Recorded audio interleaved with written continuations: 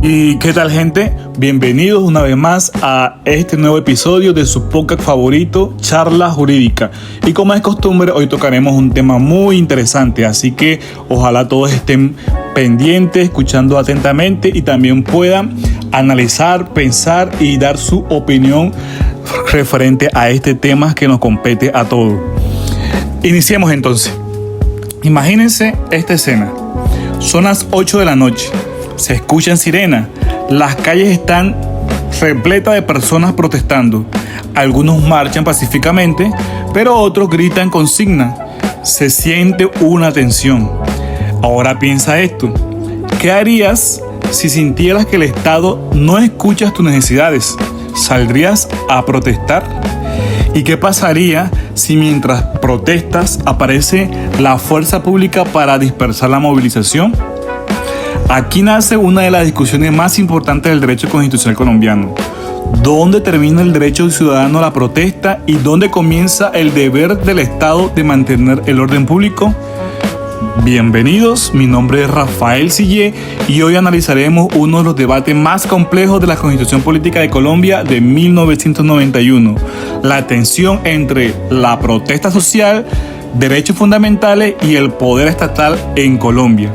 Y más importante aún, reflexionaremos sobre cómo este tipo de conflictos afectan la construcción de una paz estable y duradera en nuestro país.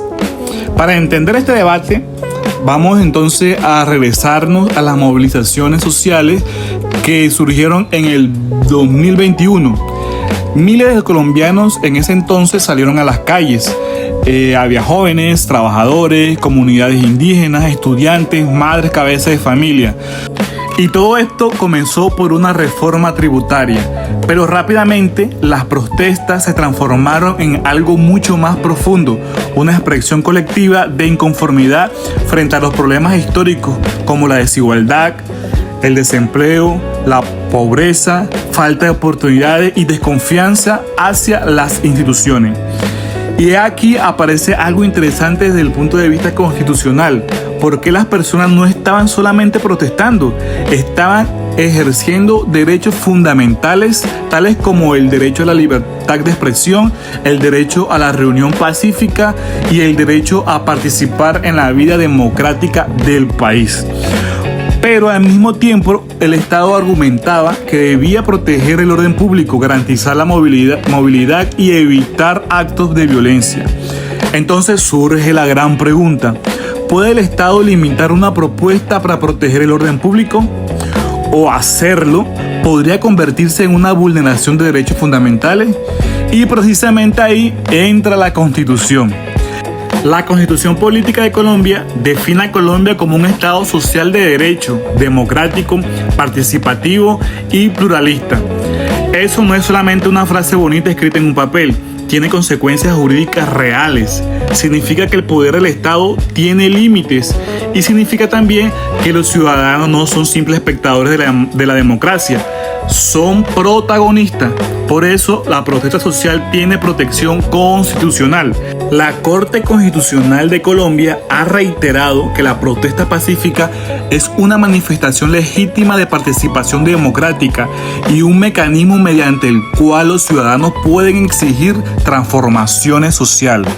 Ahora bien, aquí es importante entender algo.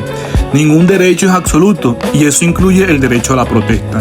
El Estado también tiene la obligación constitucional de proteger la seguridad, garantizar derechos de terceros y preservar la convivencia ciudadana. Pero la gran discusión jurídica está en esto. ¿Hasta qué punto puede intervenir el Estado sin caer en abuso de poder? Porque una cosa es controlar los hechos violentos y otra muy distinta es reprimir manifestaciones legítimas o usar fuerza desproporcionada. Aquí entra un principio fundamental de derecho constitucional, el principio de proporcionalidad. Este principio exige que cualquier intervención estatal sea necesaria, razonable y equilibrada. Es decir, el uso de la fuerza no puede convertirse en un mecanismo de intimidación política ni una herramienta para silenciar el descontento social. Y esto conecta directamente con otro principio clave, la dignidad humana. La dignidad humana implica reconocer que toda persona merece respeto, incluso en escenarios de conflicto social o político. Ahora bien, ¿qué puede hacer un ciudadano cuando considera que sus derechos fueron vulnerados durante una protesta? La Constitución creó un mecanismo de protección precisamente para eso. El más importante es la acción de tutela. La tutela permite que cualquier persona solicite protección inmediata en sus derechos fundamentales cuando considera que éstas han sido amenazados o vulnerados. Durante las protestas sociales, muchas tutelas fueron presentadas por presuntos abusos policiales, detenciones arbitrarias y restricciones indebidas en la manifestación pacífica. También existe el derecho de petición, mediante el cual los ciudadanos pueden exigir respuesta e información a las autoridades públicas. Además, instituciones como la Defensoría del Pueblo, la Procuraduría y la Personería municipales tienen la función de vigilar que el poder estatal actúe dentro de los límites constitucionales. Sin embargo, aquí aparece otra pregunta importante. ¿Son suficientes estos mecanismos en la práctica? Porque una cosa es que existan jurídicamente y otra es muy diferente, es que funcione de manera efectiva en contexto de tensión social. Aquí llegamos al punto más importante de este análisis: la paz. Muchas veces pensamos que la paz significa simplemente ausencia de la guerra, pero constitucionalmente la paz va mucho más allá. La paz implica justicia social, participación, respeto por los derechos humanos, confianza en las instituciones. Cuando el Estado escucha a su ciudadanía, protege las libertades fundamentales y permite espacios reales de participación democrática, fortalece la convivencia y reduce los niveles de conflicto social. Pero cuando predomina la represión, la exclusión o la indiferencia institucional, la democracia comienza a debilitarse. Y eso es peligroso, porque las sociedades no se fracturan solamente por los conflictos armados, también se fractura cuando las personas sienten que no tienen voz. Por eso la protesta social, aunque genere incomodidad o tensión, también pueden entenderse como un síntoma de lo que es la democracia. Es una señal de que la ciudadanía quiere ser escuchada. Entonces, ¿qué podemos concluir de todo esto? Bueno, primero, que la protesta social sí tiene protección constitucional y representa una expresión legítima de participación democrática. Segundo, que el Estado tiene el deber de mantener el orden público, pero siempre respetando los límites establecidos por la Constitución y los derechos humanos.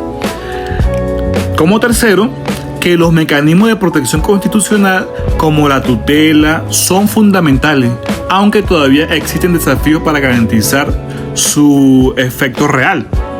Y finalmente puedo decir que construir una paz estable y duradera en Colombia no depende únicamente de acuerdos políticos, también depende de fortalecer el Estado social de derecho, promover el diálogo democrático y garantizar que todas las personas puedan participar activamente en la construcción del país. Porque una democracia fuerte no es aquella donde nadie protesta, sino aquella donde incluso el desacuerdo puede expresarse con libertad, respeto y garantías constitucionales. Bueno, esto es todo por hoy. Muchas gracias por escucharnos. Nos vemos en el próximo episodio de su podcast favorito, Charlas Jurídicas.